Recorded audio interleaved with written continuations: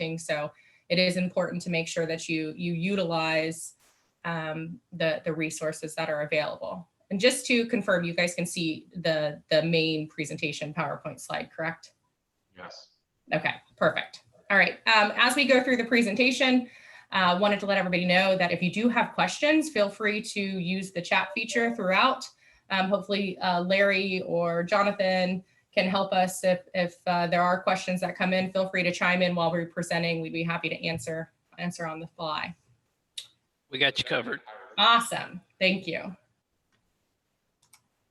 So getting into CARES Act 101, a nice little refresher for you on what the CARES Act is. So CARES Act is actually part of the $2 trillion economic relief package that was provided as direct economic assistance. The $150 billion that we're going to talk about today is dedicated to the states, tribal governments, territories, local governments. Those that were over 500,000 in population actually received funding directly from the federal government. Those under would have received the funding from their relevant or their states. We'll actually go through some of that funding as well to showcase kind of how much has actually been distributed to those governments under 500,000 as well today. Each state actually received a minimum of $1.2 billion. So it doesn't matter what your total population is in your state, you would have received at least $1.2 billion.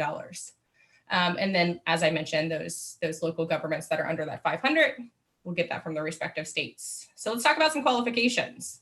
Obviously, these are going to be expenditures that are necessary for the coronavirus pandemic. Now, some people might equate that to testing, increasing healthcare facilities, payroll for additional resources to help with the pandemic. But there's so much more that could actually be done with this money.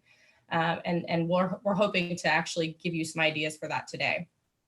Obviously, it could not be accounted for before the March 27th budget. Now, that's a little tricky too, because while it might have been accounted for in the March 27th budget, if you are showing that you are using it for a completely different need due to the coronavirus pandemic, there is some wiggle room with that. And then the cost does need to be incurred by the period of December 30th, 2020. Now, obviously, there's election coming up, so that number or that date might change. But for now, we're going with that date. And when I say incurred, that means that the cost must be within contract with someone.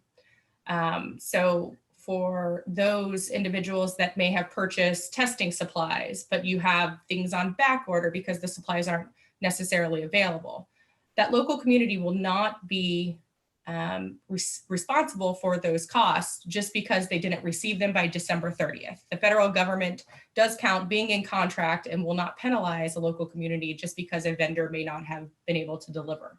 Now that goes with services as well. So if a service does take a bit longer to actually deliver, you're not going to be penalized for not necessarily being able to receive your goods and services by that December 30th date. So those are important facts, especially now as we're going into November. And Jessica, that incurred interpretation is a huge thing that we've gone through a lot of efforts to get clarification on through Department of, through Congress, and then directly with the, the program manager for the CARES Act, correct? Correct. Yes. And as information comes out, we've been doing our due diligence to make sure that we're reading new facts and figures when it comes to what the latest and greatest for the local government especially is for these types of dates, these types of expenses. So getting into eligible expenses, I actually took this directly from the Georgia page in terms of the breakdown of the different types of expense categories. So I wanted to showcase that like I said, it's not just medical supplies that you potentially need. It could be, grants for small businesses. It could be improving telemedicine capabilities for your doctor's offices. Making sure that you have any payroll covered if you have extra staff on board for public safety. Public health, and this is something that, a lot of people don't realize, but you can use these expenses for improving your telework capabilities. So that could be anything from making sure that you have telepermitting set up in your offices so that people don't actually have to come to the county facilities in order to get new permits, or, argue an appraisal, or, your staff that is in the field could actually remotely provide you with information versus actually having to come into the office. And also one other category that I think a lot of people didn't realize is you can use it for facility assistance. So nursing home facilities was the example given, but improving your sanitation measures, whether that's setting up your facilities in order to maintain those social distancing guidelines, or looking at your HVAC systems to make sure you're actually moving air properly in order to decrease the amount of chance to actually for your people that are living in the facilities to actually contract the virus.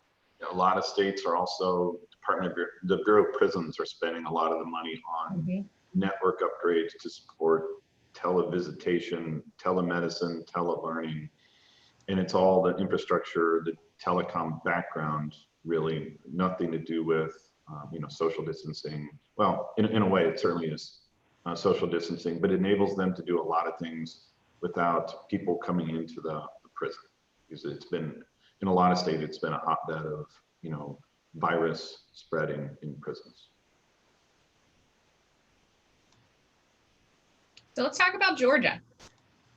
So total funding breakdown, Georgia actually received $4.12 billion. And of that 4.12, 614 million did go directly to local governments. That includes both states and the larger cities. And then an additional to Georgia, so the Georgia jurisdictions without the direct payment did receive 1.23 billion of that 4.12 billion of that budget. So a lot of money has been distributed across the state of Georgia when it comes to the CARES Act. So how is the money being spent? So right now, in terms of the state, you can see that almost 80% has been for payroll. So helping out with that payroll support for the additional staff needed, overtime, just anything to do with the public health for payroll needs. Hey, we have a question, Jess. We do?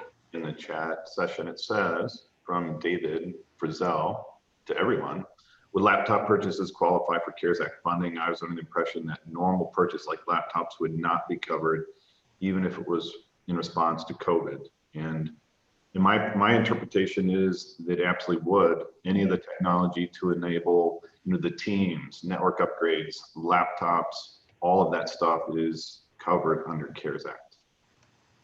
So I hope that answers that question. If you don't mind me jumping in, as Columbia County, we did that as well.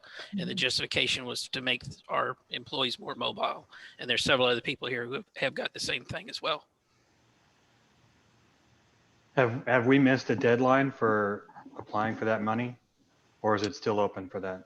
So states that are under the 500,000 threshold, I believe, needed to apply for the money by September 1st.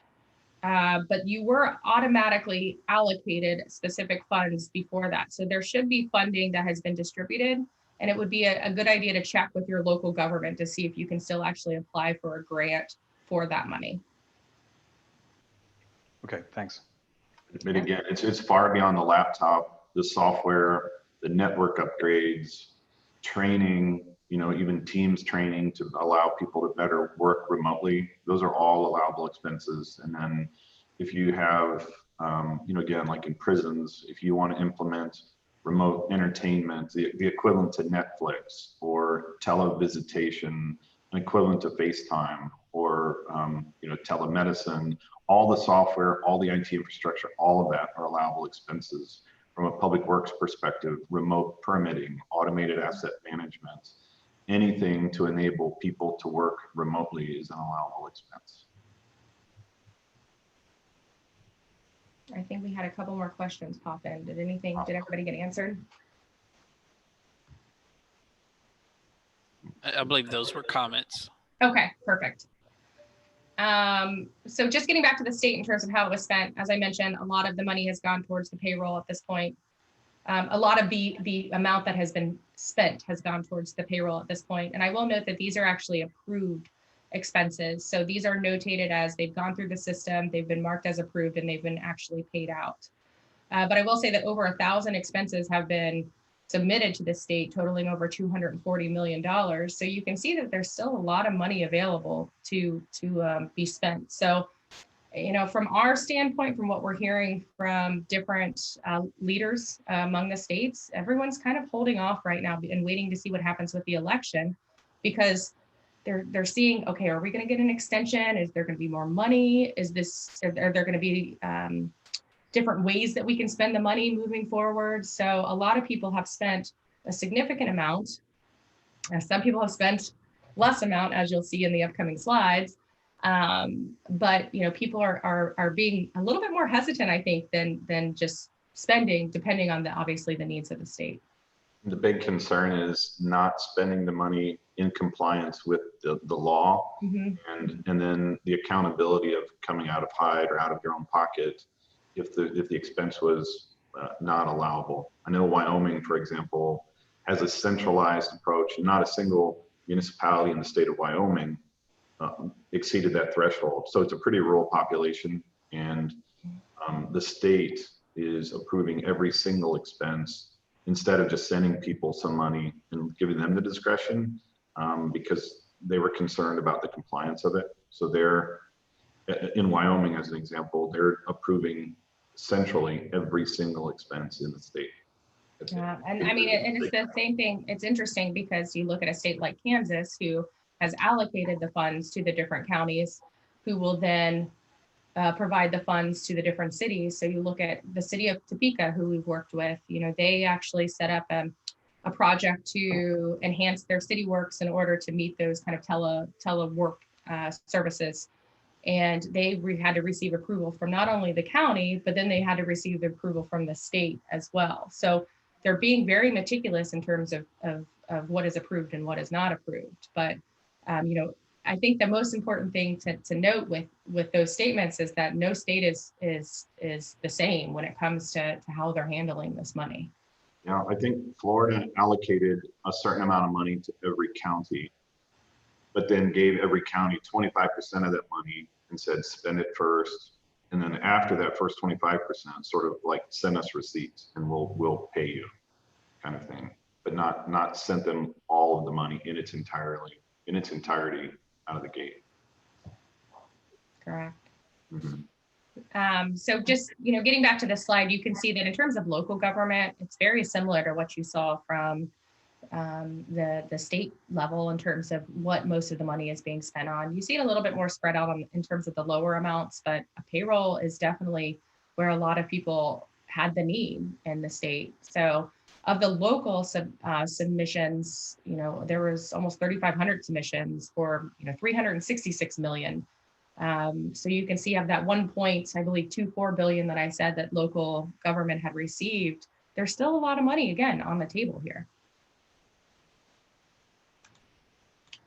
So one thing I wanted to point out, I talked about that $2 trillion before. That is the total pandemic response. So it is in fact that not only did Georgia receive the CARES Act money of, piece of the 150 million, they've actually been obligated almost 8.4 billion in funding from the total pandemic response, and have actually spent over 4 billion of that. So not only is it CARES Act funding, it's going to be funding for payroll protection. It's going to be grants for airports. It's going to be, healthcare and education. So the state of Georgia has actually received a lot of funding. You can see 447,000 awards. And I'm actually going to show you, just in case anyone's interested. Wolpert is actually doing this mapping for the pandemic oversight. So for the Inspector General, we're actually doing this mapping. So there's this site that's pandemicoversight.gov. Can everybody see this site, just to confirm? Yes. Yes. Awesome. So you can get on here and you can actually look at where the money is going. So you can see the breakdown in terms of the different types of assistance. And then you can actually go into the funding map, which is that screenshot that I showed you on my slide. And you can look at your different areas. So if you wanted to say type in DeKalb or, the city of Atlanta, you can see how much. Of course, it's going a little slow this way. We had a question here, Jessica. Sure. Um, Joseph asked, so are municipalities eligible? If so, who do we contact in Georgia past September 1st for the deadline? Absolutely. So the best person to contact, so depending on where you're at, in terms of the municipality, the county that you're located in, the best resource is going to be your county. So going to your county and seeing if there is CARES Act still available, CARES Act funding still available, and finding out the specific, process to apply for money. It will be similar to a grant application process. And so we'll get into that in terms of how to make sure that you put your best business case forward as well. I'm sorry, another jumping in here from across the table. A lot of agencies go to their emergency management systems, though they're tied in with this, a lot of this as well. Yeah. So that's the county emergency management is a great place to go. Just a county, any sort of county representative, you should be able to go to them if you have a relationship with somebody in the county, or just an administrator of the county, making sure you go to them and you can ask what type of funding is still available. Nathan asked, he just stated, we purchased laptops, webcams, all sorts of remote work intent. I'm sorry, that was a statement. That's good. That's great. Yeah, so that's a perfect example. And I'm not sure, did you say Nathan? Yeah, Nathan Todd, yes. So Nathan, if you did have a process that you went through that you feel like sharing via the chat, go for it, just to show your fellow Georgia citizens what you did. That would be, that would definitely be beneficial for I think everybody. So for some reason, my funding map is not populating right now. But just to show you, if you wanted to go into the pandemic oversight, you can actually go into the map and see exactly where money was spent. So you can actually get into the state of Georgia and you'd be able to see the populated map and see exactly kind of what types of funding went to the different regions. You can see that definitely up here in I believe that's the Atlanta region right here. It's definitely a lot denser in terms of the funding that was received. My guess is there was a lot of funding around that, the airport in Atlanta, universities that are around. I think Athens is up here too, right? So some different universities that are up here probably received a lot of that funding. Any questions coming up? Well, this is Forrest Tolley from Columbus Consolidated. One of the reasons you are finding that people are using it for payroll is that that's an automatic reimbursement. Mm-hmm. And then there's no effort. So you just take your HR system, you just run off the timesheets, you turn it in, it's automatic. But the reality is then that money goes into your general fund and to reimburse the city. And then you have your 11, or in our case, some 11 to 15 million extra dollars, which then they allocated towards things like IT. Mm-hmm. So we spent money. You can call it CARES Act money, or you can call it coattail money that came off the CARES Act because it fell off of public safety. But the bottom line is that I think that it's misleading to say it was spent on that. It's just that's the easiest and biggest bulk. Because if you went to the website in Georgia, it's like the most difficult thing to turn in. You have it's just the dumbest system I've ever seen in my life. So if you just ran off one set of payrolls, well, now you got your $11 million and you don't have to itemize nothing. You just turn in your whole payroll sheet, all your overtime, all the stuff that's eligible. It's approved. Now at the local level, they sat down and they literally approved everything I purchased is also eligible for the CARES Act, but I don't know that they will actually turn in that stuff per se because, round 2 and 3 right now in Georgia is stalled. So, yeah, and that's, it's not surprising that anything is stalled. Just like we said, with the election coming up, everywhere is pretty much stalling because they're not exactly sure what's going to happen. I think that that's why it's misleading, because if you can turn in a payroll for all your public safety and get all your money, why would you nitpick 14 computers and 100 of these and 15 of those and have to enter it in the daggone website 6,000 times, go through 14 checks when you just enter that one big old blob of $11.5 million and get it all. So I think that's what all the state agencies have done. They've said, well, heck, why would we itemize, the 1,000 computers we purchased? Why wouldn't we just send in that one thing? And we were really expecting to get round 2 and 3. Mhm. And what it did was our round 2 was to give money to the local businesses. So when they cut that, we were planning to give money, and it was in the millions to local businesses. And we even set up a website. We got an outside firm. We got all of the things in, got all the eligibilities, had it all lined up to turn in. And then they said they weren't going to do the extended funding. So in that case, so we've spent, Muskogee County, Columbus has spent all 100%. We've got 100% of the money available, but they didn't allow us to um, give it out to the community because we were promised. How promises go. We were promised, like everybody else, that we had $34 million. But we really wound up with like 11.5 million. Mhm. And that, of course, the businesses understood because they knew they were in round 2, and we had it all outlined. And that's really the importance of a plan. So round 1 was the city gets reimbursed because we have immediate needs because we have overtime needs. Number 2, we're going to reimburse the businesses.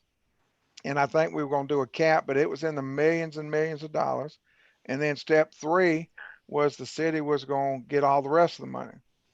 So, because we were able, with the applications we had, we would have been able to fund every business request that was legitimate in round 2. And then round 3, which would have been about another 15 million, we would have been able to get all that for the city. So it really, having a good plan though, kept the citizenry from being mad at us as a city. So nobody can be mad when you promised them money that the governor took away. And so I would suggest, going along those lines, because from the very beginning we had a plan. We get round 1, citizens get round 2, city gets round 3. Well, when they didn't happen, they're not blaming the city, they're blaming, the funding source. But anyway, that's kind of what we did. Well, and not being in Georgia, not understanding exactly what the process is in Georgia, it's not like that's not reversible, at least from a federal perspective. The state would just have to change their policy. And Jessica's going to talk about how much the state has left and how much they've left on the table thus far. And as I recall, there's quite a bit of money still available that. Right, and that was what we covered in the one in terms of the percentage of spend. If you look at the state has, in terms of what the expenses, the direct expenses that they've reimbursed, not including what they passed out to the local gov, or set aside for local government, 240 million of that, 4.12 billion. When you look at local government, of that 1.24 billion that was set aside for local government, it looks like only 366 million has been requested to date. So with that being said, there is still a lot of money on the table. It sounds like phase 2 is stalled, and it's not surprising. We are seeing that. There is legislation that is sitting in Congress that, they're waiting to pass. And I have a feeling it's probably going to be passed or revised, mid-November. Or early December. And then I think we'll start seeing the traction again in terms of movement of funding. Yeah, depending on the outcome of the election, probably a lot more money in stimulus or in CARES. Yeah. So getting into, this is actually over to you, Shane, in terms of other regions and how they're spending. Right, and so that background you just gave is actually really helpful. So it sounds like the state of Georgia is just making it difficult for non-payroll expenses to be approved and applied for. So what we did, this is just a quick chart of some other, these are counties that received money. So these are people or municipalities with populations over 500,000 people that got the initial buckets of money. So this is just a quick view of Greenville, South Carolina, Greenville County, Kent County, Michigan, and Maricopa County, Arizona. And so this is the amount of money each of them got in that county budget column. And it sort of breaks out how different parts, different counties of, spent their money. So you can look at like Greenville County, economic support to small business was obviously their #1 priority. If you look at Kent County, Michigan, similar to Georgia, it sounds like it's like county government support and payroll support, but relatively balanced, a lot going to small business as well. And then Maricopa County, which is, I believe, Greater Phoenix, they're holding a lot of the money tight. What they spent on is relatively balanced on medical primarily, and then county support. Not a whole lot given to small business support. And so the point we're trying to make here, there's no right or wrong approach. And a lot of people, and I forget the name of the guy who spoke earlier, but there's not a right or wrong. And the process and the plan, having a plan is frankly really, really important. And then working with your state leadership on streamlining that workflow is really important as well. Some states, we were hired by Ohio to create online tools for applying, essentially pushing the liability of the application of the expense. You're saying you're using it for buying a laptop or, whatever you're saying, we're going to take it on faith that you're going to spend it on that. And if you don't, you're accountable, not the state. So there's a whole indemnification process in a workflow that allows, the money to be pushed out quickly. Here's just another example. I mean, broadband in a lot of states, rural broadband is a big problem. The state of West Virginia is implementing the development of a statewide broadband map, so they know definitively who does and doesn't have access to broadband. And that process is going to take probably 8 months into the next calendar year, but it's an allowable expense. And so it's under contract. I think it's about to be under contract. And the point is, the money's obligated. This is all about telelearning, telemedicine, and rural broadband, which is going to be, both an infrastructure stimulus play as well as a, COVID play in a lot of these as well. I mean, people Exactly. like us that are working from home on a regular basis at this point, making sure that the broadband is there to meet the needs. Yeah, and I think it's Nashville, but definitely Tennessee. They're doing updated aerial mapping to allow remote tax assessment. And so keeping assessors from having to go out and drive neighborhoods and updating their aerial mapping. So again, the big point here is the money's obligated this year, the contract signed this year, and they've got a lot of time then to implement the services.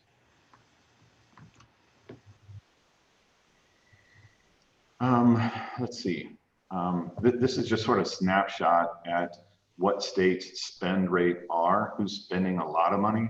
I mean, I believe California and New York have overspent. And then you look at some of these other states, South Carolina, Alabama, Minnesota, they're probably on the lower burn rate of their money. Based on the data that we have, and we're managing this for the U.S. Department of Treasury. And so every quarter, every state submits their spending. And so at the end of September, is that right? Yeah, at the end of September, they submitted their spend.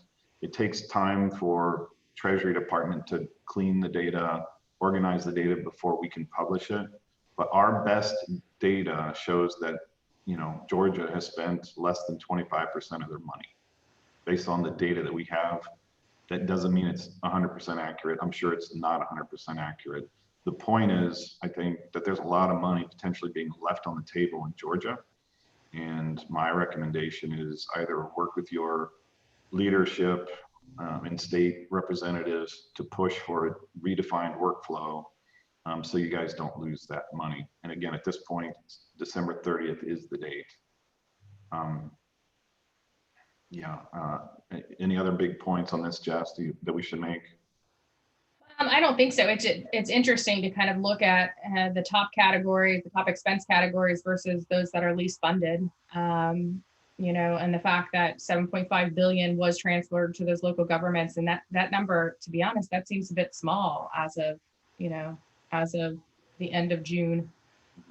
So there's still, I think the name of the game here is there's still a lot of money on the table. Right.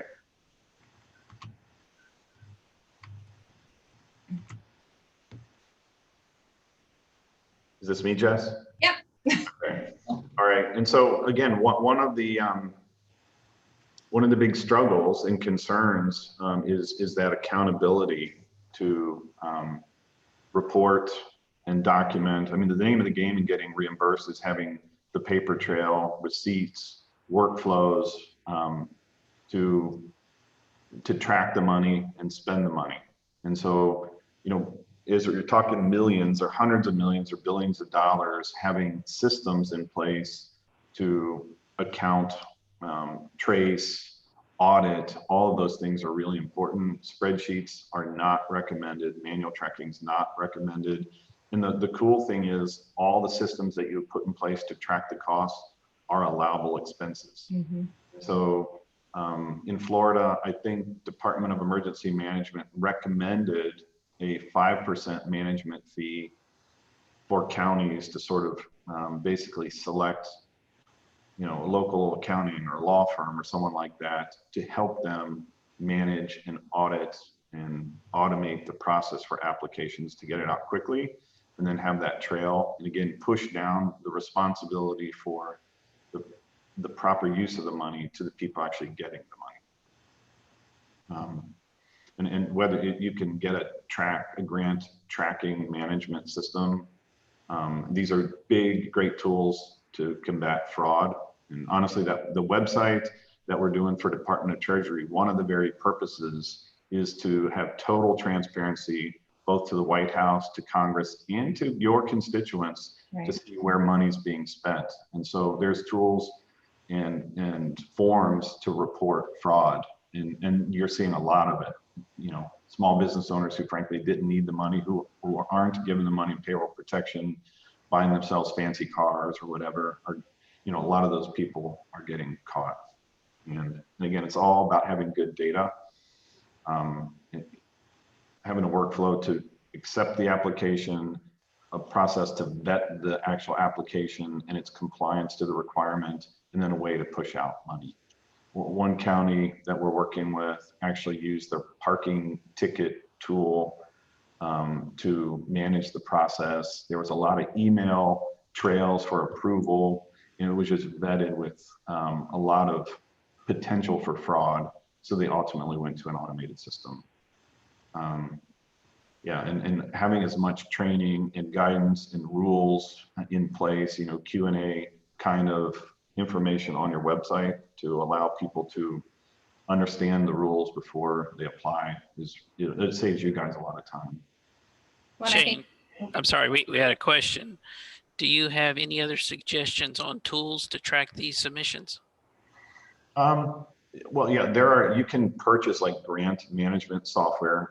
We've built tools and workflows, just custom stuff based on some of our clients' existing technology, legacy technology, you know, what their web portal looks like and all that kind of stuff.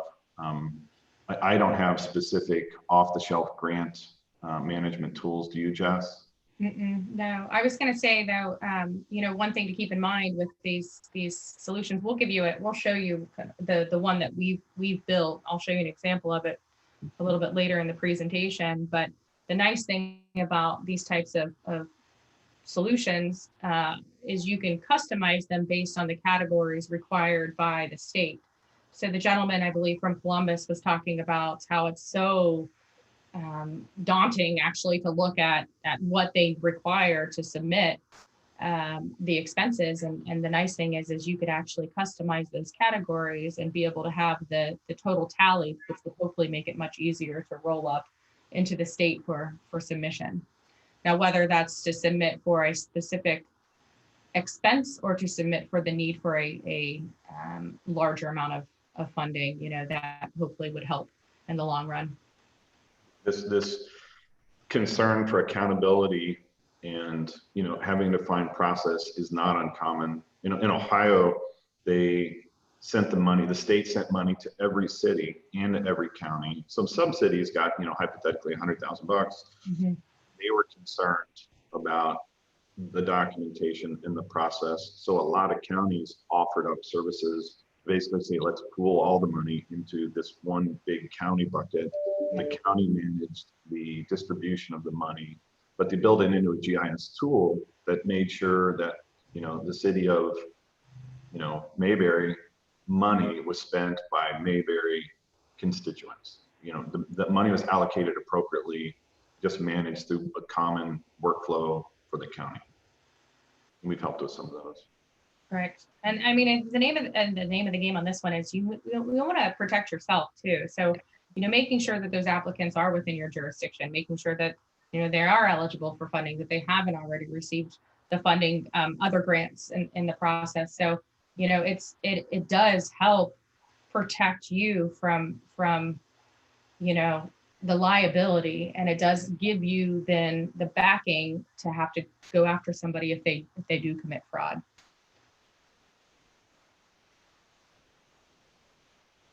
All right, so let's talk a little bit about grant writing.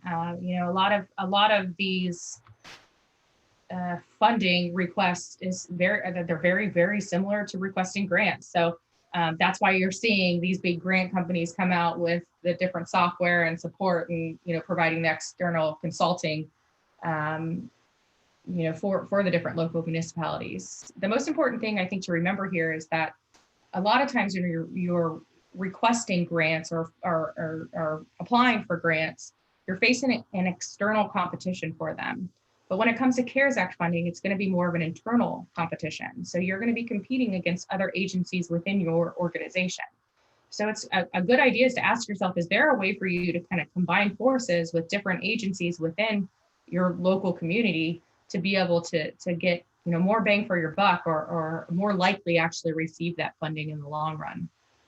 I did put on here a couple, you know, key pieces when it comes to the, you know, business cases that we've been helping individuals write. You know, here's the big things to make sure that you include in it. You know, there's so many grants that are being submitted. There's so many funding requests that are being submitted that it's important to you know, state what you need in a one-page summary, because you want to make sure that your need is being heard and being read. So having that summary is vital. Having your basic information, having your project description and how you plan to deploy any software or hardware, making sure you state the benefits, not only for the agency, but for the community itself. And then talking about any sort of plan for funding this initiative post grant funding. Now, some things that you might be applying for won't be needed post COVID, but some things, you know, could still benefit you in the long term. You know, having different sorts of teleservice pieces in your business could help. Having any sort of hardware pieces and software pieces, that's something to think about. You know, when the grant money does run out, how is this going to be funded? A cool example is like we're doing a master plan for Montgomery County sanitary, like an IT master plan for the sanitary sewer department. And so we're looking at the entire IT plan, and this is a down and dirty plan. I want to say like 25K, which is a CARES Act allowable expense. And so what we're doing is basically doing a broad IT master plan to look at needs for, you know, flow monitoring, and asset management, remote permitting, and all those kind of things. And then we're going through and dissecting of all the things they want to do, which are the allowable CARES Act expenses that they could apply now and accelerate to use this money, and then basically put everything else on the back burner. So they're doing, again, remote plan reviews. So their own staff can review plans and permits remotely. Contractors can submit them remotely. Again, asset management. Somehow I think they're implementing like remote flow monitoring. So they don't have to send people out in the field to, and deal with the public. And so, a lot of stuff they wanted to do, again, I mean, Jessica said it earlier, it's just sort of putting a spin, these are things they've always wanted to do. It's just, again, putting the COVID perspective on social distancing in the, in the application. Some counties are pulling carpet and putting in tile so it's easily cleanable, improved HVAC systems and ultraviolet light filtering of the HVAC, which kills the virus. So, deferred maintenance under the guise of better air quality in filtering out the virus, again, all allowable expenses. Correct. All right, Shane, back to you. I don't want to put on a sales pitch, but here's the approach we've taken with some of our clients. It's really a program management perspective to do a master plan, creating this auditable management approach, compliant with the policy and the reporting that basically gives your leadership in government the confidence that you're not taking undue risk and you're getting your fair share of this money. And again, it looks like George is leaving a lot of money on the table. So developing an assessment, looking at strategies for allowable CARES Act tasks, looking at public health, socially distancing technologies, and again, tools to manage all those facilities. These are all allowable. And then the third part is just basically versus having the plan. The second is distributing the money and then tracking the money and reporting it to the state, who then reports it to the Department of Treasury.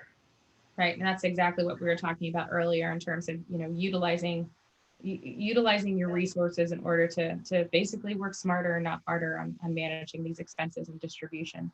Yeah, and the apps that we've developed actually looks at the allowable expenses and city XYZ checks. This is of those categories. This is where we're spending in the compliance of the law, and pushes and indemnifies the state or the county of any sort of liability. It just pushes it down, and they're basically saying, I'll be responsible for spending the money the way I promised to spend the money. Exactly. So here's sort of this is a workflow we developed, I want to say in September, to make sure we had a plan for spending as much money as possible. So again, you start with a process, in the first period of time to document guidelines and process and communicate that with your constituents. Basically, here are the rules, here are the allowable expenses, here are the budgets, and you share that with the community. And honestly, you develop your own strategy, sort of like that chart we showed you of the different counties. It's like, we're going to spend X on small business support, X on public health, and blah, blah, blah. Indianapolis spent a bunch on homeless shelters, literally probably 25% on improving the homeless shelters. And so you develop that goal and that plan, and then you put a workflow in place to allow people to apply for it. And again, small business grants, COVID remediation, facility assessments. One county basically did audits of every single nursing home, because I want to say 95% in that county of the deaths in that county related to COVID were in nursing homes. So they audited every single nursing home in the county and basically told those nursing homes, assisted living places, these are best practices you should implement to help manage this process, and it helped.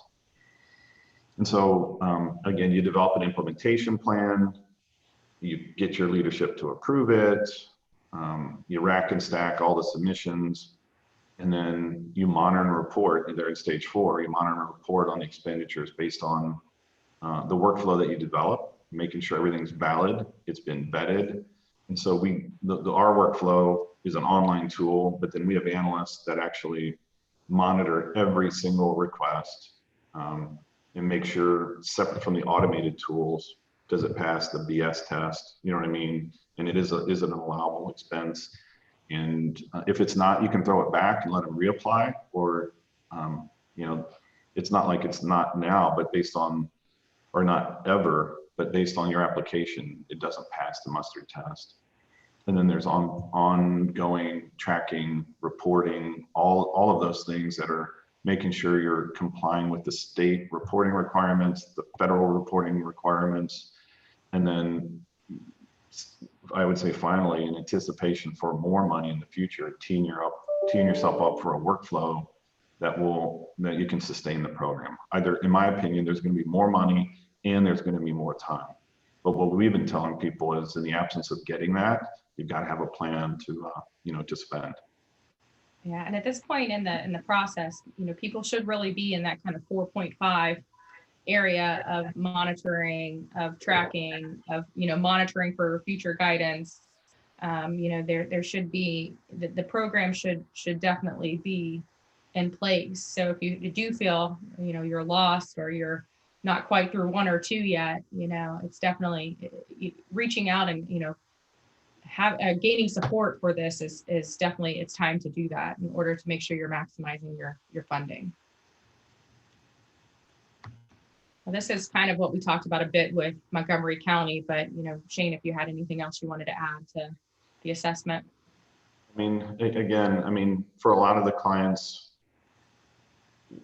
Jess talked about it earlier, if it was in the budget in the beginning part of the year, you couldn't label it as, a work order system to make your field crews more efficient. It's a work order system to enable your workforce to be socially distant from, the customers. So it's just putting a new wrap on, in a lot of cases, the same technology that has value for a different reason.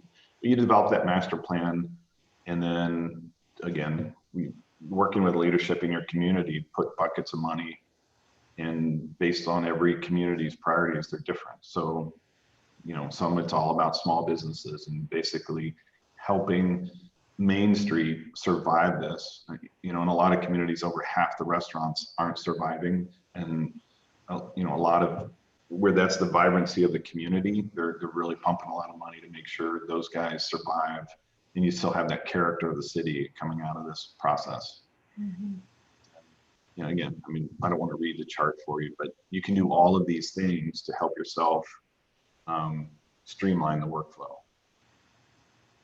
We have a question come in there.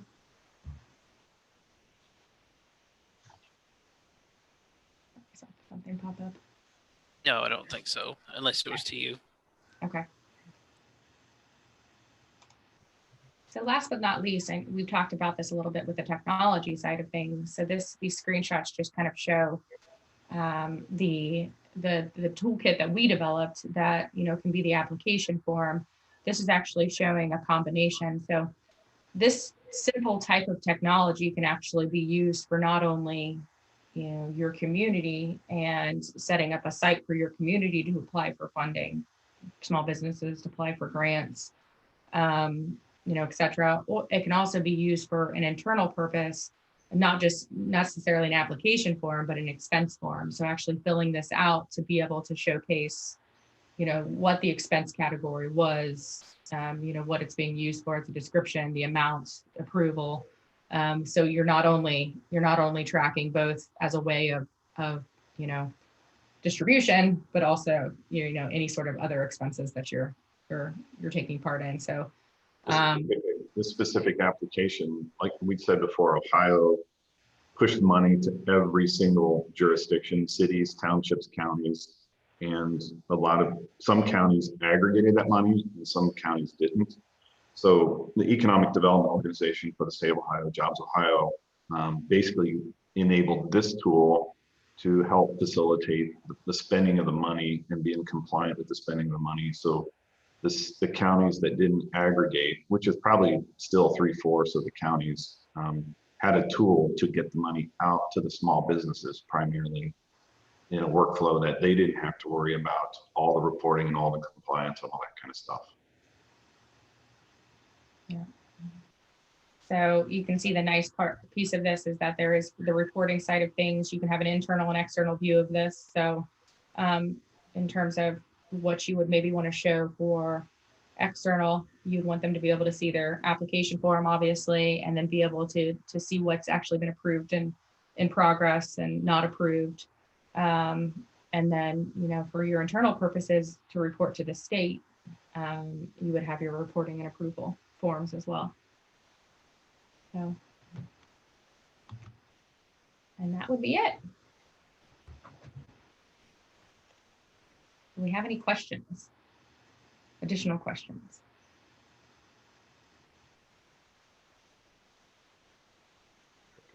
Cricket.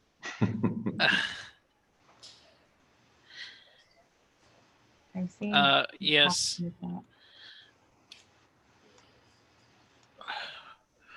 Well, if there's no other questions, I definitely will leave this open for a minute in case there's some stragglers. But I do want to thank Shane Imwall, the Chief Strategic Officer for Wolpert, as well as Jessica Bacula. I apologize. My redneck is showing if I mispronounced it, with the lead of the CARES Act program. This is definitely something very informative. We had a lot of questions from the membership offline before coming into this about this kind of information related to the CARES Act. A lot of us were kind of flailing, not knowing how to activate or work around this. So I do appreciate this very informative session y'all gave us. Yeah, absolutely. And, there's going to be a lot of information probably coming out in the next month or so. So, if anybody has any questions, feel free to contact us. You can contact us individually, or you can reach out via the email, thecares.act@wolpert.com. We'd be happy to help, even if it's just some questions or, wanting some support and thoughts and ideas with reaching out to the state. We're happy to support that. And just to confirm, y'all do other grants as well. Would y'all be a reference for that? Sure. Yeah.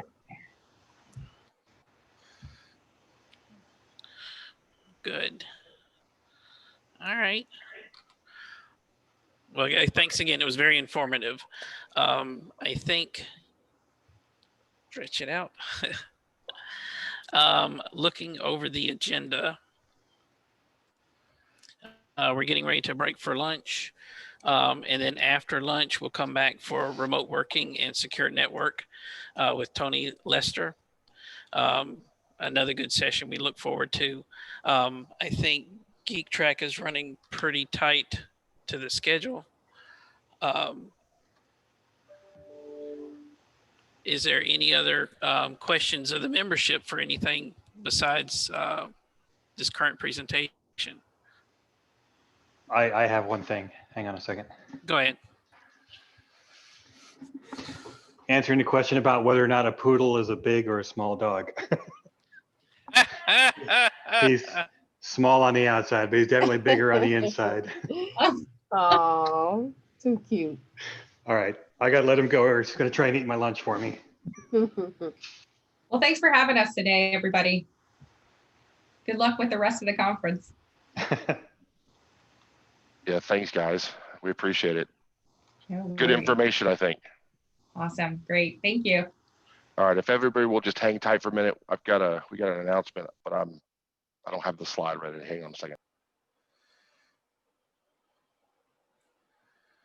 Those of you who have not yet, please post on our Facebook page something for today's event.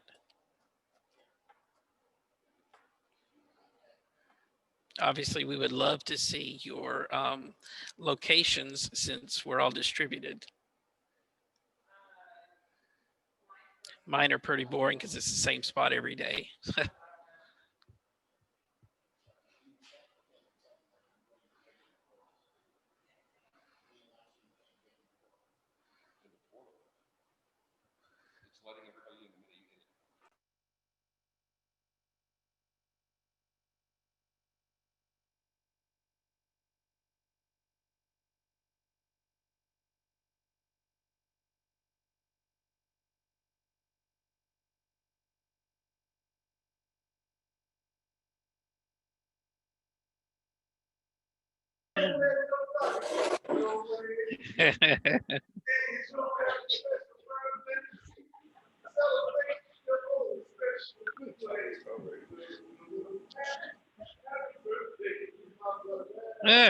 Yeah.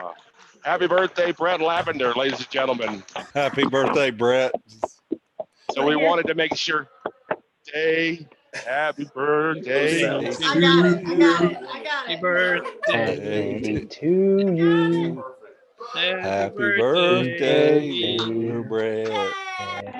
Happy birthday to you. So Brett, we wanted to wish you a happy birthday on behalf of GMIS, the Georgia GMIS group, and the board and all the members. Blessings for your new year. You got to turn your microphone on if you want people to listen. Look at him trying to do that over here. There we go. Okay, I knew what kind of birthday it was going to be when my wife called me this morning and let me know that for my birthday that she bought herself an exercise bike. And so my wish is that I actually have something given to me for I'll my fix it. It's birthday fine. when I get home.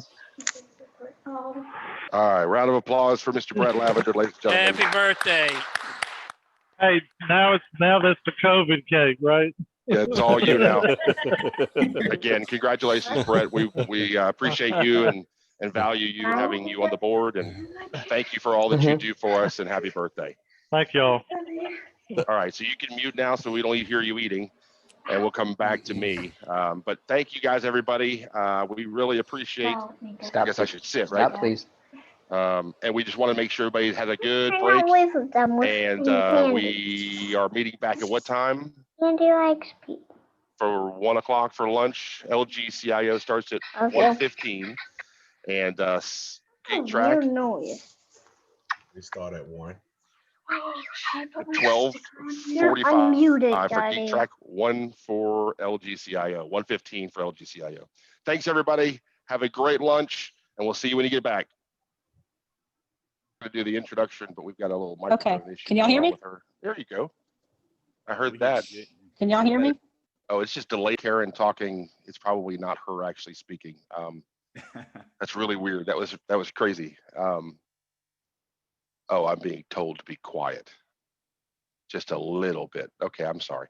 I gotta be quieter. I'm loud. We're gonna get started with PCS, and Tony is gonna do a presentation. So we appreciate everybody getting back, and we would love to see your faces. There may be a giveaway related to it. So I would highly recommend, if you want to be in the opportunity drawing, to get the next gift card giveaway, that your camera be on and your faces be present, and maybe we'll pick somebody out of the face group. If you're not on a face, then you won't be entered. So Tony and Katie will turn it over to you guys, or Tony, I guess it's you. Yeah, awesome. Thank you, Jonathan. I need to get that cloud background, man. I like that. It's moving and everything. That is cool. So what we're looking at today, really, everyone, is something that I think has been around for a long time. So it's nothing new. I may show a few things in my home laboratory. So don't take it as being vendor specific, because it's not. Every one of us has certain needs based on where we're located, what our budget is like, how large the local government you're with is, and your staffing size and so forth. But maybe it'll make some of those juices flow. And perhaps if you have some ideas that you can offer us as a collaborated group that can help us, then by all means, speak up. And that's what we're looking for today. And so what I'll do is I'll go on and share my screen so everybody can see it. Hopefully it'll be good enough for everybody to see.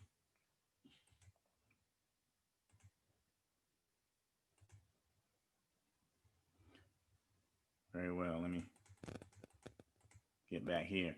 So everyone here probably knows Katie Simpson for the most part. I work with Katie. I'm Tony Lester. I've met many of you. Some of you I have not had a chance to meet yet. And hopefully in the very near future, that opportunity will arise where we can meet and be in person again, something that we kind of all look forward to. So if you have any needs, any questions, and if you want help with collaboration, by all means, reach out to us here at PCS in Georgia. We're happy to help you do that. But today, the main focus is talking together about something that has been around for a while, and that's remote working, or remote or working from home. But the question is, can you facilitate a remote working program and keep a secure network? Is that possible? Many of us have had those that work from home around our organization for some time, but now it looks a little different. Wouldn't you agree? Because now we're looking at everyone, or 50%, or some 60, 70% working from home on a consistent basis. So how can we secure that? How can Tony, we make sure? Yes. this is Forrest, Columbus, Georgia. We've Yes. been real careful to use remote workforce and not say from home. We're Ah, very, very careful that we have a telework policy. We don't have a work from home policy, and we have a remote work environment, because see, that would allow you to do it in your car if you've got good internet, and do it from really anywhere. So we understand that ah, most people work from home, but our actual policy is a teleworking policy for remote workers, so that it doesn't pigeonhole you into being at home. You could actually be like, I could have been on Jekyll Island while y'all conference was supposed to be on St. Simon's, but then it wound up being teleconference. Well, I could still have been on Jekyll and done my job, because it's about if you ah. have all the tools to telework. And I'm not going to interrupt you anymore, but we're just real careful not to say work from home. We just always want everybody to understand that we're teleworking, because teleworking could be from anywhere that you have all the tools and connectivity available to do it. No, you know, that's a really good point, and I'm glad you mentioned that, because you're right. You're right. Many of us do work from home, but some of us work from our car, or from our relative's home, or or wherever we may be. I think someone had their boathouse or their lake house showing that in the background. So we may be at the lake house. So wherever it is, that's a very good point. And also a point you brought out was having a policy instead of procedures in place. So those procedures may dictate in some cases that you must work from home. But if that's not what you want, then they should not dictate that. They should be open. So at DOE, when I was there, they dictated that we had to work from home. As a matter of fact, we had to have a selected room and sign an agreement that we had a selected room, selected space, selected place, and so forth.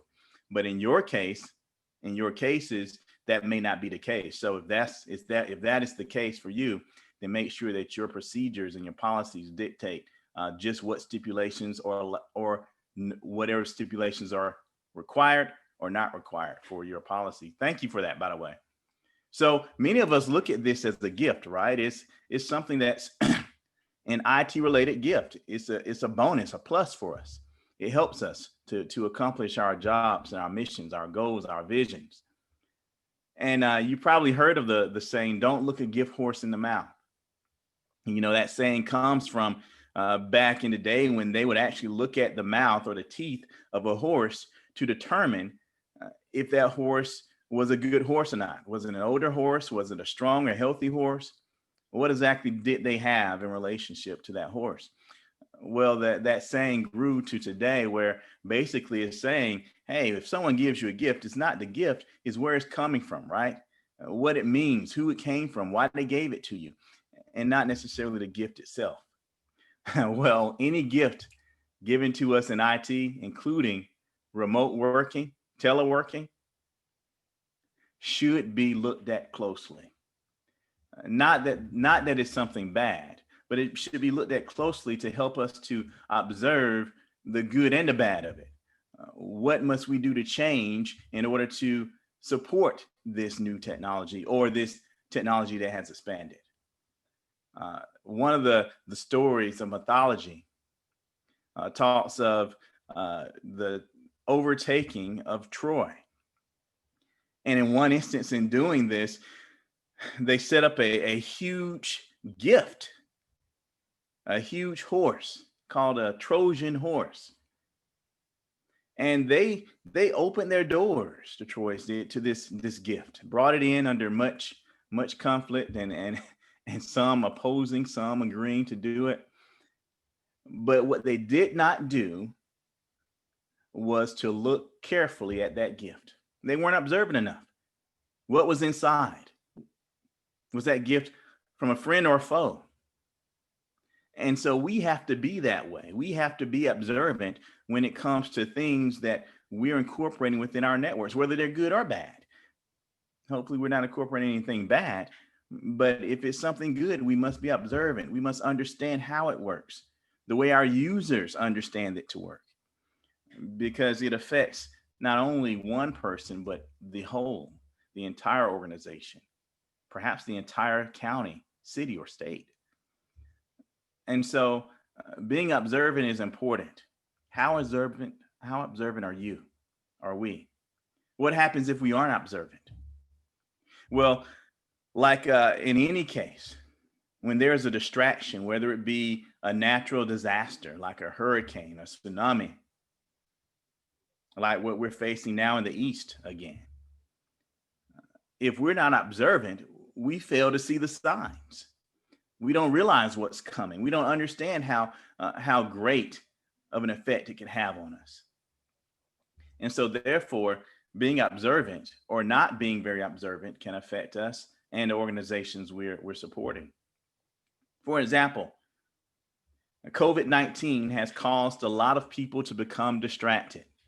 No matter how you feel about COVID-19, whether you feel like it's overblown or underblown, whether you feel like it's real or fake, it's still a distraction. And Princess Cruises saw this distraction firsthand.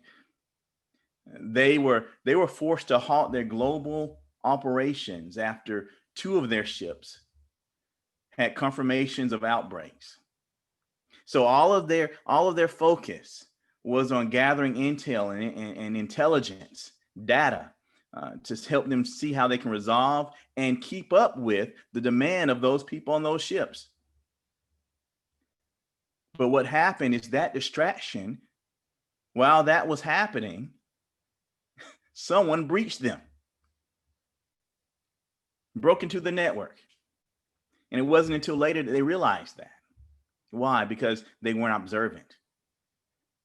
They were distracted. Another case, Samsung Technologies. They too, during the midst of COVID, when it was at its peak in South Korea, had a data breach. They lost their focus. And what's so sad is they still don't know the extent of the breach or exactly everything that was involved and how it happened. They had to continue to be observant. And we do too. Because our enemies are coming from everywhere, aren't they? Especially you all, because you're in government. And many of you are, in some cases, in charge of areas within state, local government that affects not just a small population of people, but a large population of people. You have SCADA environments. You have all kinds of environments that dictate that you're observant and you know what's going on and who's accessing what and when. And so therefore, it affects you probably more than some, many. If we look at the underground economy, I think we've talked about this before, but this is a reminder of just why we have to remain on top of our games, even with remote networking in view, because that allows even more opportunity for people to get in. Look how easy it is. Look how easy it is for someone who wants to have access to availability to sources that can get into your network. So for instance, if you wanted to get a RDP login credential, if you see that, it's probably about 10, 15 down from the top. RDP login credential, $3 to $30. That's all it costs you. If you wanted to receive stolen identities, 10 cents to $1.50. If you wanted to go even further and say, hey, I want to have some kind of ransomware, look, $250, pretty cheap for what you would get in return if you were that kind of person. What about services? They have those too. Just like we are looking to use SaaS, software as a service and other services in the cloud. They have the same thing. Money laundering services, cash out services, hacker for hire, $100. Phishing pages as a service. They don't have to host them. They don't have to create them. They buy the service, $3 to $12. DDoS, $5 to $20. So if you get the gist, don't you? You understand what's going on here. The underground economy is massive, and it allows for anyone who wants to take an opportunity of a series of events, catastrophic events, whether it be COVID-19, whether it be hurricanes, whether it be fires in California, whether it be all three, that could cause us to lose our focus on our network security, whether it be remote working that could cause us to lose our focus on our network security. It's easy and it's cheap to do that, to take advantage of that. And that's exactly what we're seeing happening. I'm sure many of you, if you have your iPhones or if you have anything that keeps an account on your identities, whether it be through Discover Card, whether it be through some of the services offered from those that keep up with your credit, you will have noticed a spike. It's a spike in people trying to steal your information. I've changed my password in the last 3 months twice on all of my accounts, because I keep watch on all of my passwords. They will even tell you if your passwords have been seen on the dark web or not. And if you see your password in the dark web, if they tell you that, I would change it, because what that means is they're adding that password to a dictionary that's for purchase on the dark web. And if they scan a network, it finds your ID, it uses your password or one of those passwords in that dictionary, and they're in. So keep account of that. Keep account of that for your passwords within your organization, if possible. And we'll talk about some other things that we can do. And hopefully you all will have something to add. I don't care if you interrupt me. Please do. This is an open forum. Interrupt away. So let's do that. I have no qualms with shutting up. So don't feel bad about that. Now, we've talked about how they're getting in past years, but let's reiterate some of these things quickly. The main vector for getting into networks today remains the same: email. The problem is email is difficult to see and to control when people are working within the office. How much harder is it to control when they're not in the office? Now, sure, the gateway will remain the same. However, the person that is working on that computer may take further liberties when they're at home. And we'll talk about some of those that could affect your ability to control your data, to understand what data is going in and out of your network, to understand what links these users are clicking on and what have you. But it's funny because even though the number of attacks has gone down. If we go back to that previous little slide there, we see the number of attacks in 2017 was higher than the number of attacks in 2018. And that trend has stayed about stable, right around this amount. If we were to go out further years, it's right around this amount, went up a little bit the following year. But when you look at that, it's interesting because you would think that is a good heading. That's a good trajectory for that number. And indeed, for that number alone, it is, until you see other numbers that show, for instance, the espionage indictments by U.S. authorities increased tremendously from 17 to 18. So when you look at numbers like these and other information and look at the number that says the number of attacks has gone down, they have determined that what that is meaning, and this is important, they have determined that what that is meaning is that the number of attacks are going down because the intruders are more focused on their efforts. So in other words, the number of attackers is the same. The number of people being attacked is going down, but those people they are attacking are feeling it because they're going to attack until they get in, until they get what they want. So that's not really a good number because that means they're focused. So if they catch you in their scope, they're going to hang on until they get something. So that means, again, we have to be more diligent. We have to be aware of mechanisms via email and figure out ways and solutions to help us to resolve those ways in which people try to break into our networks and steal our users' identities and steal information that will allow them to get in and steal our crown jewels, you could say.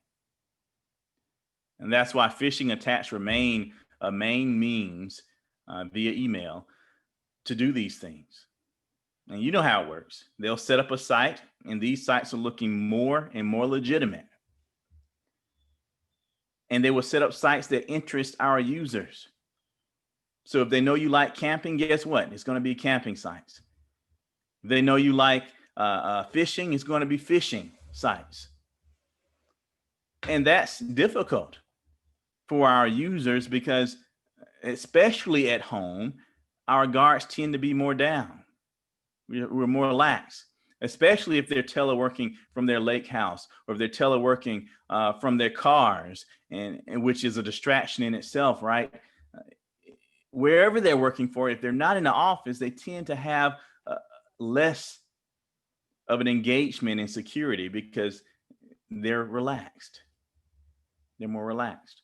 And so we have to remind them constantly, whether that be by means of an official email from your IT team, whether that be by means of a software program that sends out phishing expeditions, right? Where they click on the site, and if they click on it, guess what? Oh man, you were caught. Guess what? I caught you. Here's your training moment, right? This is what you did wrong. This is what you should do the next time. Remember, think before you click. Things like that constantly remind them are important because it keeps it in close in mind. And so we talked about this. This is how they trick you. They pull you into the site. The data is submitted to the page by the deceived recipient. And once they have your data, whether that be a password, whether it be a username or some other form of information, then they have you. And the problem is, it's bad enough that they have one person, but now they have the information to now conduct a campaign of intrusion on your network. And that's the problem. And that is the problem, isn't it? So think about this with remote or teleworking. If you think about John up in the top left there, what John thinks is, hey, listen, I'm teleworking, but the laptop that I received is not nearly as fast as my iMac at home. So I'm going to do the company a favor. I'm going to do the organization I work for a favor and work from my personal iMac at home. It's faster. I can get my work done quicker. That's his ideology. That's what he thinks. And that's what he does. Now look at Amy down in the bottom. Amy is thinking, you know what? I realized that at work, they forced me to only go to certain websites. They would not allow me to go to all the websites I like going to. But now that I am teleworking out of the office, I can go to all of these different sites and I can get my work done quicker and easier. And then you have Charlotte up in the top or on the right side. Charlotte is thinking to herself that it doesn't matter whether or not she uses a particular social media site or SaaS application or Dropbox site, because they're not watching that at home, and she has all her Dropbox and other information in that box. So why should she use the box that's dictated by her job? It makes her job easier. She can get more done. So what's common across all of these situations? Teleworking. Because what teleworking has done, right? And you mentioned it earlier, all of the lines have been erased. There's no edge, there's no border, there's no limitations. All of the things we once knew that allowed us to have some peace of mind and security within our organizations are gone. They're evaporated. So these things make teleworking difficult. These things makes what we're seeing now like a tsunami of cyber problems. And we see it. People who are familiar with tsunamis, they know what to look for. They know that when the waters pull back and they can see the bottom of the ocean, they know when they see this massive wall coming, they know other signs to look for, that they need to seek shelter, run inland. We see the signs. We've seen them for a while, and now the tsunami is here. And we're trying to figure out what to do about it. We realize the problem is big, but how big? Well, some may say that the coronavirus has no ability to break into or hack anything, and that it's overblown. But the data has shown these last 7-8 months that is far from the truth. Though the coronavirus itself doesn't cause it, the distraction of the coronavirus causes it. The distraction causes the problem. Because you see it. I think all of you see it. Because I've seen problems from many of our customers that have come up just by the way of having to deal with the nervousness of what's going to happen next and how to deal with what's going to happen next and how to deal with the lack of funding or taxes or whatever that's coming in or the flow of monies flowing through. And just that anxiousness is a distraction in itself.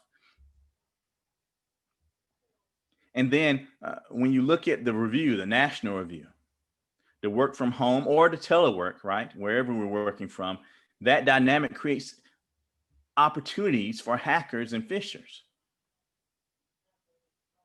Think about it. Every home device or wireless connection is a potential endpoint. If you think about someone working from their home who has Alexa or Google Home, or someone who has a wireless doorbell or security camera. Think about someone working from a hotel, working on an unsecure network. Think about somebody working from a place where they're visiting their relatives. They don't know what's on that network. So all of these things are now entry points into your network. Why is that? It's a problem because intruders do not give up. They're like squirrels. When they see an opportunity, they're going to attack and attack. It doesn't matter how many times you pull them out. It doesn't matter how many times you try to stop them. They're going to continue to try to break in. And so knowing that we are teleworking more, the intruder realizes the opportunity and they're not going to give up. And that's a problem because there are weak spots in everyone's home networks, in everyone's telecommunication areas. There are weak spots and weak points. So we have to figure out something. We know we're all connected. We know things have changed. We know borders are gone. But we have to figure out how it affects us and what we can do about it. What's the answer? Well, many of you already know. Virtual private networking is the answer for any teleworking solution, right? That's the solution. But now we have other questions that are around that we have to figure out, because in the past, if you recall, in the past, most people, unless you were in federal government or some agency that had a certain compliance that required you to not split tunnel, most would split tunnel their traffic. And what is split tunneling? Does anyone know what split tunneling is in VPN technology?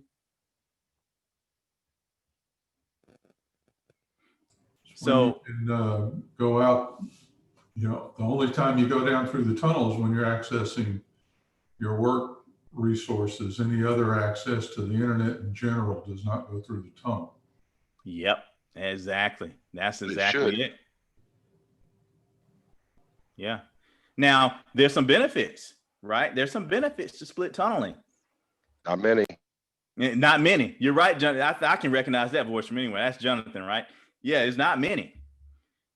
But your board and those that are over you will always say, hey, well, listen, I want to be able to access my wireless printer. I want to be able to access this or that. So we need to split tunnel. And they'll debate you to the end on why you need to do that. And some of us, we didn't have a choice. We had to do it, right?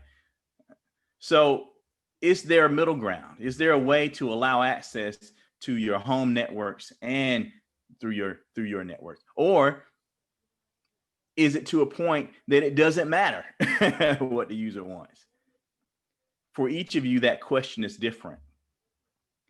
But what we want to take from this is that even though there's debate on which one to do and why to do it and when to do it, regardless of which one we choose, we need to change the way we're thinking. And many of you have already changed the way you're thinking. Because in the past, we didn't care who was on our networks. We only cared that the things that were in our networks were protected. It was welcome on, welcome all. And you could see that by the fact that we had flat networks. And this was not too long ago. You go in a network and everything was in a single collision domain, single VLAN. So we've changed that way of thinking. Many of us probably have multiple VLANs on our network. You have a VLAN for all of your SCADA stuff. You have a network for all of your internal resources, your servers and so forth. You have a VLAN for your guests. You have a VLAN or a network for your internal host. And perhaps even some of us more than that, right? Maybe by building or floor. And that's a good thing because that in itself is some protection. Because we all realize we have to care now. We have to know who's on our network. We have to know where they're going. We have to care, even though we may not feel like we have the money to care. We have to care now. We have to understand what people are doing.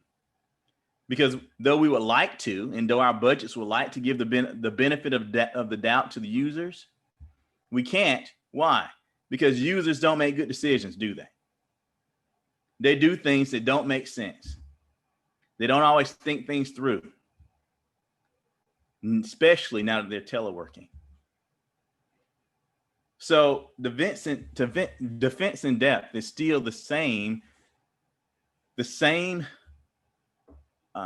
method. Defense in depth is the same thing we need to do when talking about teleworking. The concept is like what's here on the screen. You know, you have your house or my house with the wall, with the gate, security iron, windows, doors, have a large dog and 2 locks on the front door, compared to your neighbor who has no wall or gates in the front, no security iron, and a little chihuahua on the front porch. You know, which one will the criminal go to? Your neighbors. So we realize that if we are targeted, if we're scoped by someone who wants to get into our network, ultimately, they're going to always have the upper hand and probably will get in. If they're good enough and are well-funded enough, they will probably get in, more than likely. But our goal is to make sure that we look less attractive than our neighbor. Because people don't get into a life of crime because they are necessarily the people who want to work the hardest. Not saying they don't work hard at what they do. But if they have a choice, unless you're on their radar for some other reasons, they're going to go with the weaker of the two. And the statement is still true. It's not a matter of if you have a breach, but when you have one. The last thing you want to do is to present to your board or those in leadership roles in your organization that you were breached because of an area that you missed. What you want to see is, hey, we had a breach, and guess what? I sent you an email 5 months ago saying, hey, this is a weak part of my network. We need funding for it. And you turned it down. That's what you want to see, right? Because then it's not your fault. And not only that, but you'll probably get money to better support your network and your group there, your IT staff. So that's what we want to have. So reminders for our end users. And I want to pose this question to you. Think before you click and password changes on the network. How are you all handling that today? How are you reminding the users or forcing the users to, number one, think before they click, and number two, change their passwords in a teleworking environment? Have you all made any changes, or have you put anything in place that assists you in doing that?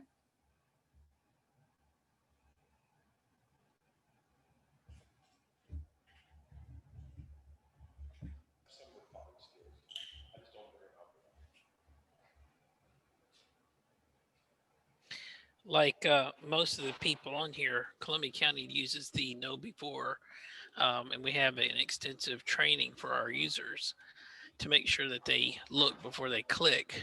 But one of the things that really has helped us with that program is having senior leadership buy-in. We have an entire series of steps. The first time you click, you and your manager go to refresher training. Second time you click, you, your manager, and your division director go to refresher training. Third time, you're kind of going up to the county manager to explain why you need to keep your job. So there's a little more teeth for us. It's not really gotten to that point, but it does bring the message home that it's not an IT initiative. It's an entire organization initiative. Yes. What's your name again? I don't have my little window up so I can see. Who is this again? Sorry, this is Larry from Columbia County. Hey, Larry. Okay, yeah, no. And so, yeah, that's a good point, Larry, because those teeth are only received when you have top level support. So from the top down, that's a very good point. And I'm glad you mentioned that, because I've seen in some cases where these kinds of programs have been produced, but it's not coming from the top down. So what happens is the first 3, 4 months, 5, 6 months, even after the first, if you do it in cycles of quarters, right? You do a new campaign every quarter or what have you, or however you put it in place. By that second rollout, people start realizing that it's nothing, no teeth. Nothing's going to really happen. And so it dies down.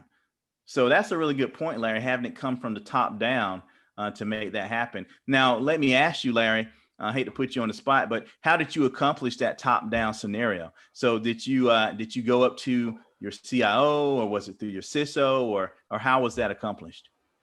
Our technology services director worked with the county manager and deputy managers on this, educating them and getting them to understand. And of course, like all of our county and city managers, they're hearing it in their networks as well. Once they see a few newspaper ads showing Atlanta getting hit or Savannah getting hit, and the amount of money, it definitely gives a nice political spin. And it doesn't take much to get them on board. Yeah, very good. And to his point, I'm already trying to grease up the wheel, to use some of what Larry's team's doing. I mean, the fact that his county management will sit with the employee if they keep doing it, that's a big deal. Yeah. And so he's been pretty gracious to give some suggestions, and we're going to try to steal as much of that as we can do. Oh yeah, absolutely, man. And you're right. And Larry, hey man, I'm not telling you what to do, but it would be awesome. It would be awesome if you could do a little white paper or something like that on how you did it, and some of the caveats and time frames that it took to get that done. There are a lot of people, including myself at DOE, when I was at DOE, that had that problem. I had the same, and every year I would get higher up, but it was even more difficult, particularly for DOE, because we had an elected official that I ultimately had to go to, and I never could get there to the elected official. I got up to the chief of staff, but not the elected official. So the higher up, the better. But that would be a nice one for everybody, if you haven't done so. I will. Let me go ahead and clarify. That was not directly my initiative. My technology services director did that, but I will pass that information along to him. He is more than willing to communicate with any other agency that would like to get more information on what we did. Awesome. Yeah, that's right. Because Jonathan has everybody's contact information, don't you, Jonathan? Awesome, man. Okay, that's some good stuff. And so now with passwords, that can be a two-edged sword, because passwords, you can easily force a change of passwords. That's not a problem. Forcing that change isn't the problem. The problem is keeping the user from writing it down, because what they've seen in the data, and what you've probably seen in your own organizations, is that forcing the change isn't the problem, but the more changes you have within that year, the more likely people are going to start writing it down or using passwords they've had in the past. So the recommendation is to use paraphrases, which in a sense helps. But after a while, even paraphrases began to be reused. What I have heard from some of you in the past and from personal conversations is using password safes have been a lifesaver for you. Are any of you all using password safes as a single password safe or recommended password safe for your users and making it available for them or a requirement for them to use?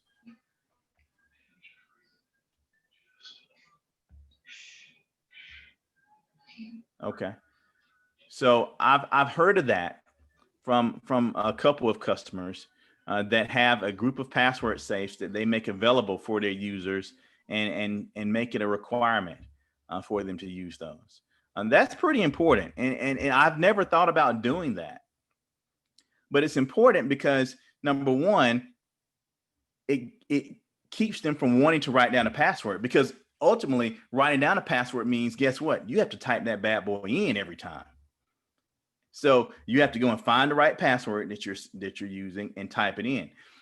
And you have to make sure you don't lose your little piece of paper you wrote it on. So with a password safe, many of the good ones can scale across multiple devices. So they may have a laptop and a desktop, they may have a phone or what have you. And once that password is in that safe, it syncs across those devices, and you can use it. And if you have devices that use biometrics, that makes it even easier, because then the main password to your safe can be a very strong password. Don't have to worry about them writing that down, and their biometric lets them in. Single sign-on solutions do very similar. So, some organizations have used single sign-on solutions. So one main password can get you into multiple different devices based on your device type, your location, and other criteria. So those are some ideas for password changes. Now, here's another thing. Another question I have for you regarding passwords. Now that many of you have more people telecommuting, and maybe have done so for many months now, if you're using Microsoft AD within your organization and a device hasn't been on your network for an extended period of time, I actually think it has to be more than the time that we've been on, but been off, 6-7 months. It has to be almost, I think it's right at a year. But the computer itself will lose its certificate to AD. It can, if it doesn't ever check in with AD. Also, the user, when asking the user to change the password at a certain interval, 60 days or 90 days, if the user is on a VPN session, what happens is the computer can't contact your AD or your domain controller, so it never receives that information saying, hey, it's time to reset your password. So by the time the user realizes it's time to reset the password, guess what? They're locked out. Have any of you seen that problem? And if so, how have you dealt with it? So we've seen it. It's obviously a challenge even for law enforcement or public safety users that aren't always on network when those resets come up. But we do, we've written some scripts that run, and we push out a reminder 5, 6, 7 days ahead of time before they expire to say, hey, your password's about to expire, change it. And so we try to catch them prior to the expiration. Very good idea. Oh, nice. Very nice. Manage Engine also has a tool for that. I'm sorry, can you repeat that again? I said Manage Engine also has a tool for that that can check in with AD even if they're remote and cache their credentials into their system and update their password. Oh, Okay, very good. exactly, Bruce. Same concept. Absolutely. So that was Bruce that said that? Yes, sir. Okay, nice. Thank you, Bruce. Yeah, good. Hey, Jonathan, some of these things I don't know, but I don't think everyone knows about. I've talked to some that don't. But those are manage engine is a good one. The script thing, I've seen something similar to that. We actually had to do that at DOE. We didn't have the cycles, the money to pay for the manage engine solution. So we started off doing the scripting. That works out good too in most cases. They have some firewalls. So, and you can look on your firewall and see, I know several of you are Palo Alto customers. Several of you are Fortinet customers. Some of you have other firewalls, but Palo Alto in specific has the ability in Global Protect, and you can look it up, to do a connection to your domain controller on the back end first. So basically, in essence, what you have is a certificate-based VPN tunnel with access only to your domain controller. And that certificate-based tunnel has already had a certificate approved on both sides. And the only traffic that can pass is traffic needed to communicate with AD. What that does is when the user logs on, they're already connected to AD. And so the computer thinks it's on the network, it communicates with AD, and it gets the natural updates from the AD controller, your domain controller, that the password needs to be reset. It allows them to go through the normal mechanisms for Windows to reset that password, and it keeps that SID for the computer, local computer itself, from ever expiring over the long extended period of time as well. So if you're a Palo Alto customer, that's already built in. It's free. It's just a matter of setting it up.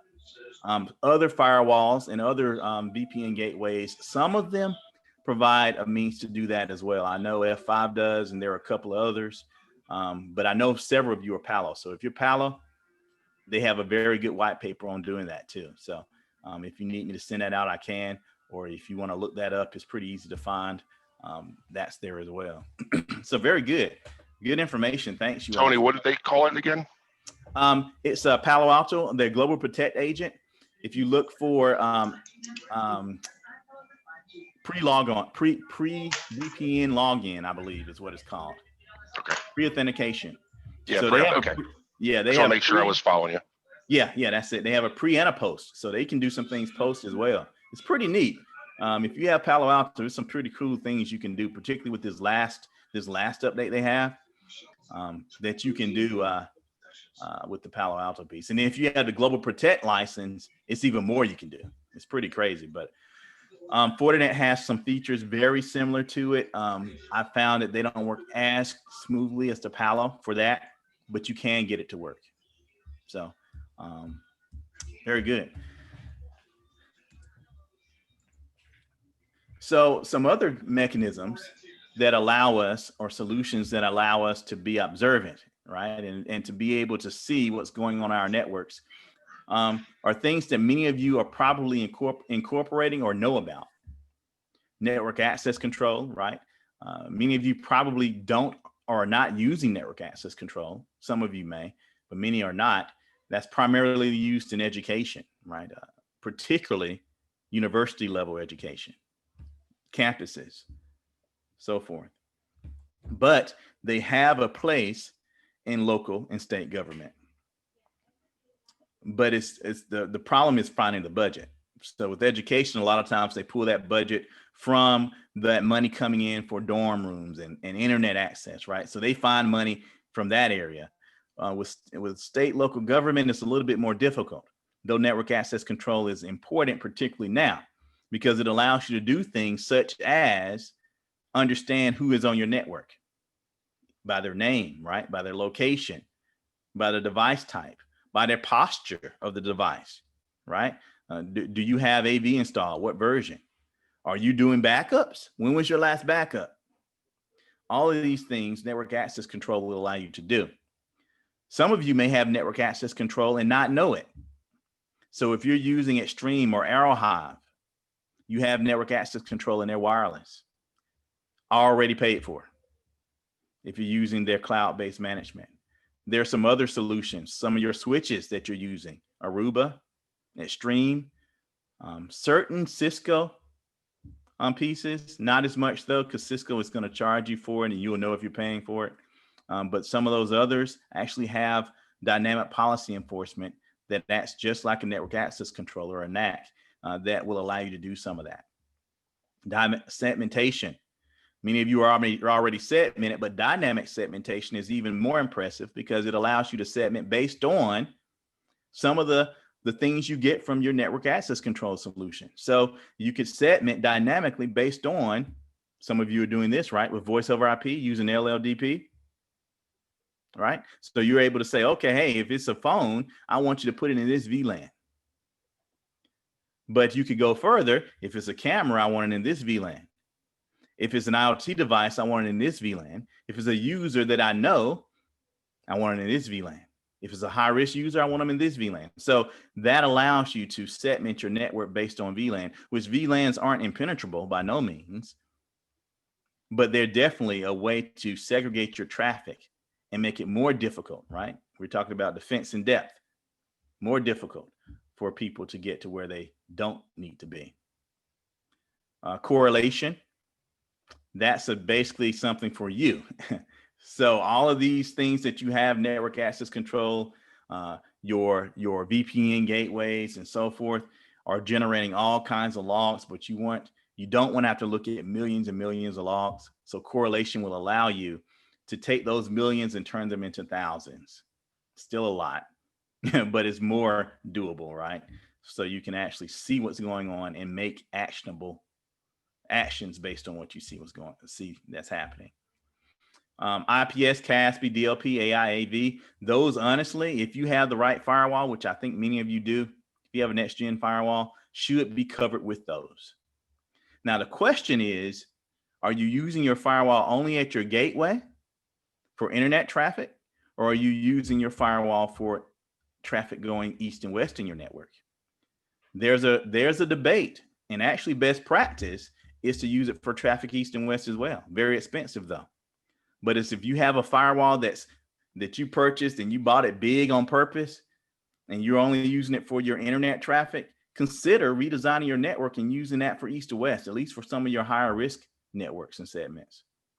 Teleworking helps with this though, because if you're teleworking and you're not doing split tunneling, then all of your traffic is going through that firewall that's performing all of these next generation capabilities.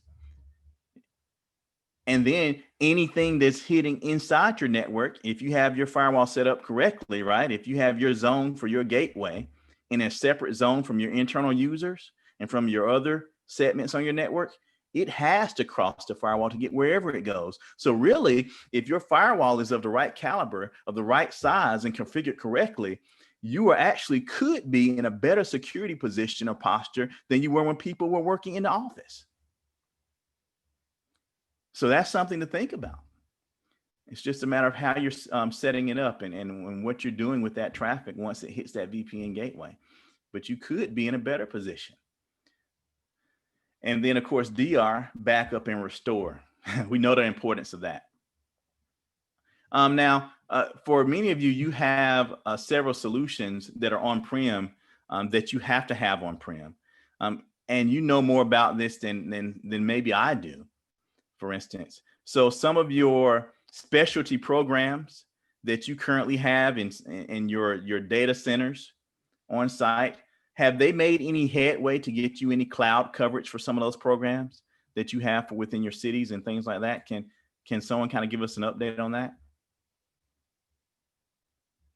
I know last year that was a thing that some of you were talking about was you were wanting to move some of those resources that were internal to the cloud for retention and DR and so forth. Have anyone made any major improvements with their DR strategies than they did from last year? This is Forest Columbus. Mm-hmm. I'll just mention that we do have all but 2 of our systems on cloud solutions. And the latest one has been our court systems. Oh. So we actually, I'm not going to say what's left, except that we do have a mainframe left, and it obviously needs to be on-prem. Yeah. But we're going to have it gone by December. Oh, And good. that will leave 2 systems that are actually used for really governmental purposes on-prem. So that only leave 2 on-prem. Oh, that is awesome. That is awesome. And you know, it's funny because it seems like only yesterday that we were fighting to keep our stuff, right? It seems like yesterday we were fighting to keep hold of our stuff on-prem, but the cloud has proven to be a lot more elastic than we thought it was going to be, I think. The biggest question is securing it. And that's kind of our focus today, teleworking and security, but security security should by now be the head end of all of our conversations and not the back end of our conversations. And we So if actually write, we may have 1 application on-prem, but we actually write all of our new applications in Azure. So. Oh, beautiful. Nice. And that's nice because if you're writing your own applications, right, you're writing it with security in mind, no, undoubtedly. You're making sure that even in Azure, you have segmentation within Azure, which you can have. You're making sure that none of those ports exposed outside are being wide open. And another thing to think about, as you move your information to the cloud, which many of you may already have thought about, but just to reiterate it, many of your mechanisms for securing your data and segmenting your network can be purchased in Azure. Though Azure clouts and claims that it has security measures in place for you, those are subpar mechanisms at best. So the old adage, you get what you pay for, that's exactly true when it comes to cloud security. Some of the firewall companies also have virtual firewalls to place in Azure. Yes, you're right. You're right. And honestly, I would invest in one because as you mentioned, as you move everything out there, you want to make sure you have at least the same amount of security and protection that you do internally in your cloud. Because the cloud, if you think about it, it's just a data center. That's all it is. The only it's difference actually just an on-prem data center that's just not on-prem anymore. Exactly. That's exactly what it is. So don't let upper management fool you into thinking, oh, it's in the cloud, don't worry about it. That's the last thing you want to do. So as you make those moves, go on and try to incorporate within that budget a means to start adding those security pieces in there. You're going to appreciate it when you in the end, because what happens with Azure is, even though they have some security mechanisms in place, your ability to audit them is limited. And you'll see that. And your ability to control them is limited. As you add, let's say if you are a Palo Alto customer or a Fortinet customer, you add the Palo Alto or Fortinet, which they're both in Azure, to your instance there. If you want to do load balancing, Azure does load balancing. But if you're an F5 customer, I'll put an F5 instance out there, because that way you have the same or better protection than you do on-prem, which you need, because it's in a data center that you can't see, you can't put your hands on. And you want to have as much in place that allows you to audit and see what's going on as possible. Thank you for your input on that too. So as we look at these different pieces, we talked about NAC, we talked about the other piece as well, and why we want to have these kinds of mechanisms. What I would put out before you today is not necessarily go and buy these things. If you need them, that's one thing.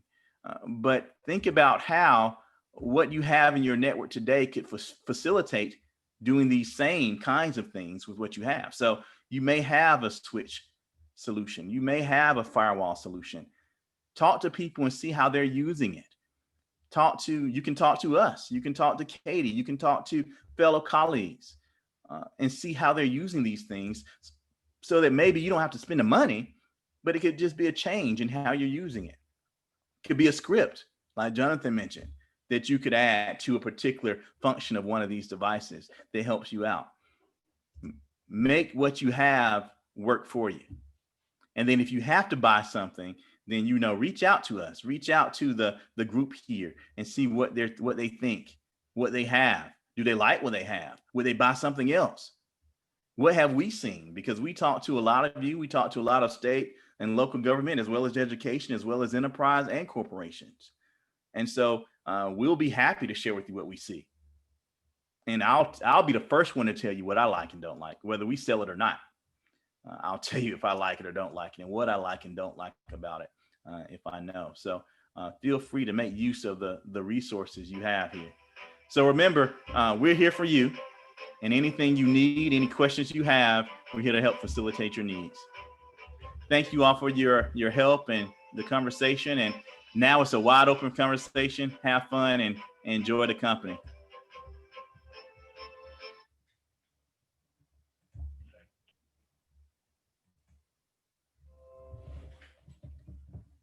Thanks, everyone.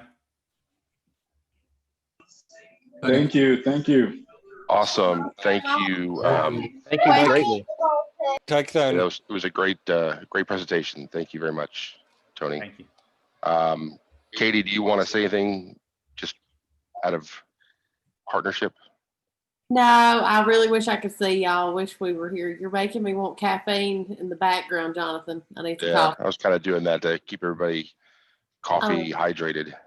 No, and I see a lot of new faces on here, so that's awesome. And I'm hoping next spring we can get back together. And I hope everybody, I can't tell if everybody's part of people working from home, they're in their office, but you know, COVID's kind of taken its toll on all of us in a certain way. I think it has made me crazier than I already was, but it's hard to imagine. I know that is a very thing. It's very, very hard. So well, we appreciate it, Katie. Thank you for letting Tony, and Tony, thank you for being here to help us with this session. I think it was very informative. Thank you, Jonathan. Thank you, everybody, for your participation too. Yeah, thank you, Tony. Thank you all. All right, so at this point, we're going to wrap up the day, at least for CGCIO and LGCIO that are together. I'd like to turn it over to Brett Lavender, our president, for some closing day announcements and information. Senior Brett. Right. Thank you. Can everybody hear me? I hope. I think that the enrichment session plan for Wednesday worked out pretty well so far. If you look at our statistics throughout the sessions, we averaged about 30 participants throughout the entire morning and afternoon, which is a good thing. One thing I wanted to recap that might have been broken up when Jonathan was talking to you was that we've been doing random drawings throughout our conference, and every drawing is for a $25 Visa gift card. And I just wanted to go back over the ones that have been drawn so far during the conference, if there's any question. So we have Aaron Cartwright, Georgia Department of Community Affairs, Thomas Gibson, Clayton County Board of Commissioners, Adam Jackson, Macon-Bibb County Government, Bruce Patterson, Rockdale County Government, and Kevin Aker, Columbus Consolidated Government. And what I'll do is I'll send an email to each one of these people, and we'll work out the arrangements for you to receive that gift card. Right. Just real quick, the Bruce one was just the one we just drew. Right. So they hadn't known, but okay. Bruce just was the one we pulled out of the hat for those people showing their face on the video. So congratulations, Bruce. Right. Yay, Bruce. Yay. So that's a good benefit or incentive to have your picture or your likeness displayed while we're conducting our operations. Now, the last thing we have is at 8:45 tomorrow, we'll begin the sign-in for the business meeting. And the business meeting should begin at 9 a.m. And it is our intention to do one last drawing at that business meeting. So we hope you can participate in that. There's a few things we need your vote on or feedback on during that business meeting, and we look forward to seeing you then. If there's anybody who has anything they'd like to say or comments thus far, please just go ahead and the floor is yours. Fred, on the meeting tomorrow, are we voting like we have been, one per county? Or is it just general membership? That's correct. And we actually have the latest list of paid agencies, and we'll go down that list accordingly, and we expect one vote per agency, yes. Okay, I will have to be, I have a meeting with the city manager and mayor tomorrow morning, and Jeremy should be on that call to vote Okay. on our behalf. Duly noted, and we'll make sure that we have a vote for your organization for Jeremy. Hopefully you'll inform him how to vote. All right, is there anything else anybody has?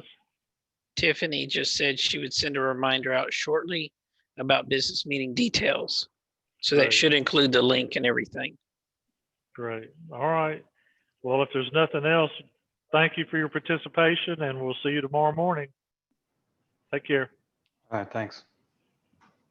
Thank See you, everybody. Have a great evening. Be careful. Thank you. See you back in the morning. Good evening.